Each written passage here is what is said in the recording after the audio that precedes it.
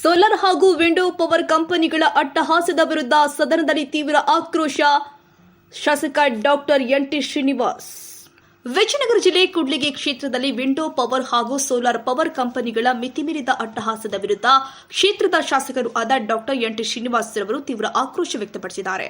ಅವರು ಸದನದಲ್ಲಿ ಪವನ, ವಿದ್ಯುತ್, ಗಾಳಿ ಯಂತ್ರಗಳ ಅಬ್ಬರ ಹಾಗೂ ಜನರ ಬವಣೆಯನ್ನ ಎಳೆಯಾಗಿ ಬಿಚ್ಚಿಟ್ಟಿದ್ದಾರೆ.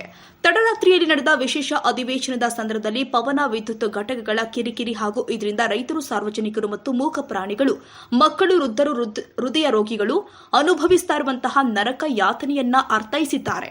ವನ್ಯ ಪ್ರಾಣಿಗಳು ವನವನ್ನ ಬಿಟ್ಟು ಜನವಸತಿ ಪ್ರದೇಶಗಳಿಗೆ ನುಗ್ತಾ ಇದ್ದು ಇದರಿಂದಾಗಿ ಗ್ರಾಮೀಣ ಪ್ರದೇಶದವರೆಲ್ಲ ನೆಮ್ಮದಿ ಕಳೆದುಕೊಂಡಿದ್ದಾರೆ. ವಿಂಡೋ ಫ್ಯಾನ್ಗಳ ಅಬ್ಬರಕ್ಕೆ ಅಸಂಖ್ಯಾತ ಗ್ರಾಮಸ್ಥರು ಮಾನಸಿಕ ಗಂಭೀರ ಸಮಸ್ಯೆಗಳಿಂದ ನರಳಾಡ್ತಾ ಇದ್ದಾರೆ. ಅಸಂಖ್ಯಾತ ಪ್ರತಿಭಾವಂತ ಮಕ್ಕಳು, ಯುವಕರು ಶೈಕ್ಷಣಿಕವಾಗಿ ವಂಚಿತರಾಗುವ ಸೂಚನೆಗಳು ಕೂಡ ಕಾಣ್ತಾ ಇದೆ. ಗ್ರಾಮಗಳಲ್ಲಿನ ರಸ್ತೆಗಳು, ಹೊಲಗಳು ಅನಧಿಕೃತ ಭಾರಿ ವಾಹನಗಳ ಸಂಚಾರದಿಂದಾಗಿ ಕೆಟ್ಟು ಗ್ರಾಮೀಣ ಜನರ ಜೀವನಕ್ಕೆ ದುಸ್ತರಕ್ಕೆ ಈಡು ಮಾಡಲಾಗಿದೆ. ವಿಂಡೋ ಫ್ಯಾನ್ಗಳ ಹಾವಳಿ ನಿಯಂತ್ರಣಕ್ಕಾಗಿ ನಿರ್ಮಾಣ ಹಂತದಲ್ಲಿಯೇ ಅತ್ಯಂತ ಕಠಿಣ ನಿಯಮಗಳು ಹಾಗೂ ಸೂಕ್ತ ಕಾನೂನುಗಳನ್ನು ಜಾರಿಗೆ ತರಬೇಕು ಅಂತ ಅವರು ಸರ್ಕಾರಕ್ಕೆ ಒತ್ತಾಯಿಸಿದ್ದಾರೆ.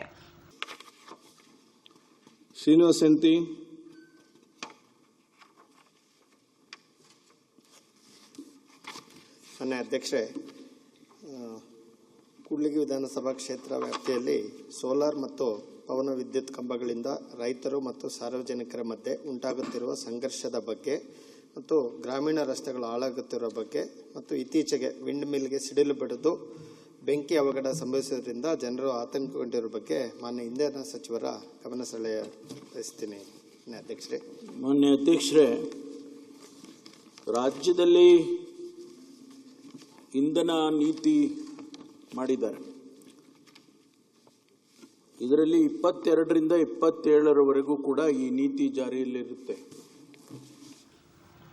ಈಗಾಗಲೇ ಸಾವಿರಾರು ಜನ ರೈತರು, ಅನೇಕ ಗ್ರಾಮಗಳು ನೆಮ್ಮದಿ ಕಳೆದುಕೊಂಡು ಸಾಕಷ್ಟು ನಷ್ಟ ಅನುಭವಿಸ್ತಾ ಇದ್ದು, ಕಾರಣ ಅವರಿಗೆ ಸಂಬಂಧಿಸಿದ ಇಲಾಖೆ ಸೂಕ್ತ ಪರಿಹಾರ ಕಲ್ಪಿಸಿಕೊಡಬೇಕಾಗಿದೆ ಮತ್ತು ಕಂಪನಿಗಳಲ್ಲಿ ಸ್ಥಳೀಯ ಅರ್ಹ ಯುವಕರಿಗೆ ಉದ್ಯೋಗ ಕಲ್ಪಿಸಿಕೊಡುವುದು ಕಡ್ಡಾಯಗೊಳಿಸಿ ಅಗತ್ಯ ಕಾನೂನು ಜಾರಿ ತರುವಂತೆ ಶಾಸಕರು ಆದ ಡಾಕ್ಟರ್ ಎನ್.ಟಿ. ಶ್ರೀನಿವಾಸ್ ರವರು ಸದನದಲ್ಲಿ ಸರ್ಕಾರಕ್ಕೆ ಒತ್ತಾಯಿಸಿದ್ದಾರೆ.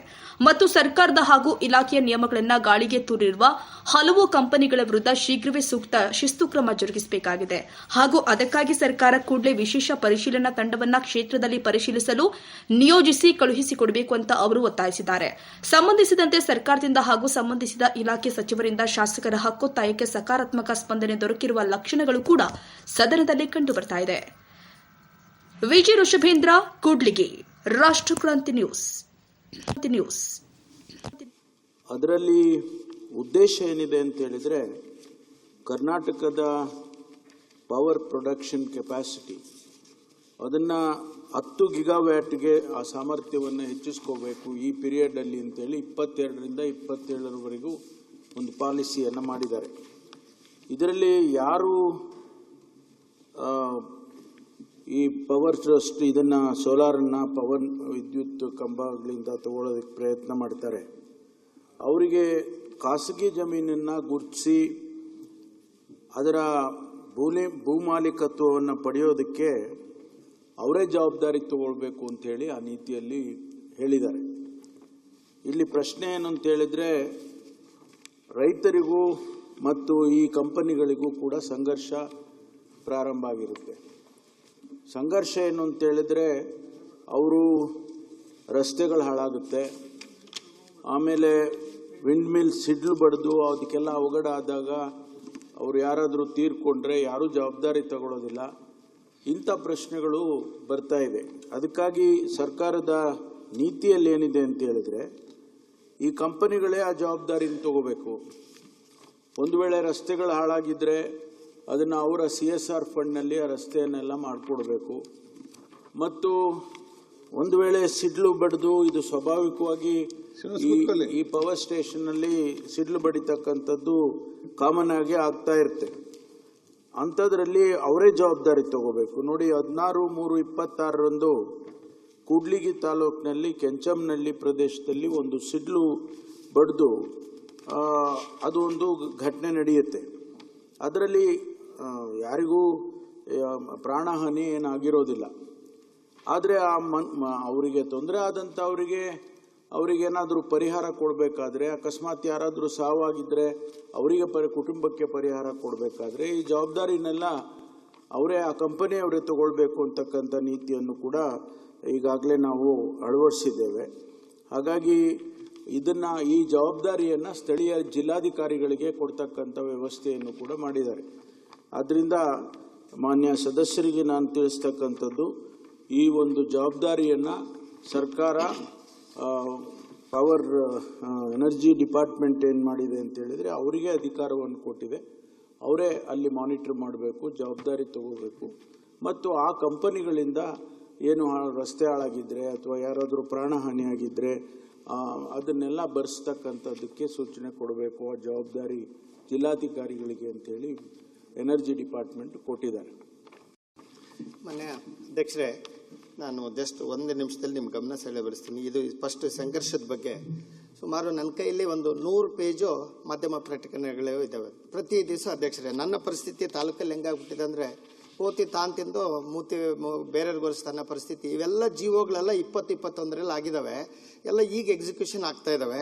ಪ್ರತಿ ದಿವಸ ರೈತರು ಮತ್ತೆ ಮಾಧ್ಯಮದವರು ಮತ್ತೆ ಏನು ರೈತರ ಪರ ಸಂಘಟನೆಗಳು, ಸಾಮಾಜಿಕ ಹೋರಾಟಗಾರರು, ಮಾಧ್ಯಮದವರು ಪ್ರತಿ ದಿವಸ ಇದ್ರ ಬಗ್ಗೆ ಸಂಘರ್ಷ ನಡೀತಾ ಇದೆ. ವಿಷಯ ಇಷ್ಟೇ, ಭೂಮಿ ಕೊಟ್ಟವ್ರಿಗೆ ಸರಿಯಾದ ಬೆಲೆ ಸಿಗ್ತಾ ಇಲ್ಲ ಅಂತೇಳಿ ದಲ್ಲಾಳಿಗಳಾಗಲಿ ಮತ್ತು ಸಂಬಂಧಗಳಲ್ಲಿ ಬಿರುಕುಗಳಾಗ್ಬಿಟ್ಟಿದೆ. ಅಧ್ಯಕ್ಷರೇ, ಈ ಅಣ್ಣ ತಮ್ಮ ಆಗಿರ್ಬೋದು, ಅಕ್ಕ ತಮ್ಮ ಆಗಿರ್ಬೋದು, ಈ ದುಡ್ಡಿನ ಹಣಕಾಸಿನ ವಿಷಯದಲ್ಲಿ, ಇದು ಕೊಡೋದ ವಿಷಯದಲ್ಲಿ, ಮತ್ತೆ ಏಷ್ಯಾದ ಅತಿ ದೊಡ್ಡ ಕರಡಿಧಾಮ ಇದೆ ಅಧ್ಯಕ್ಷರೇ.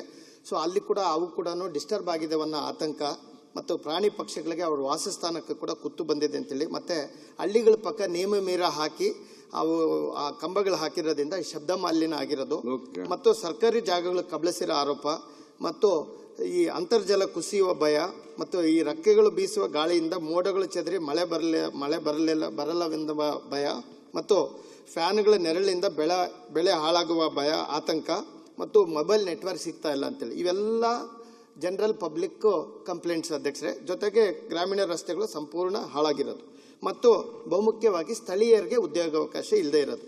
ಕಂಪ್ನಿ ಯಾವುದೋ ಡೆಲ್ಲಿ, ಮುಂಬೈಯವ್ರು ಬಂದು ಜೀವ ತಗೊಳ್ತಾರೆ. ಲ್ಯಾಂಡ್ ಅಗ್ರಿಗೇಟರ್ಸ್ ತಮಿಳುನಾಡು, ಆಂಧ್ರದಿಂದ ಎಲ್ಲಿಂದನೋ ಬರ್ತಾರೆ.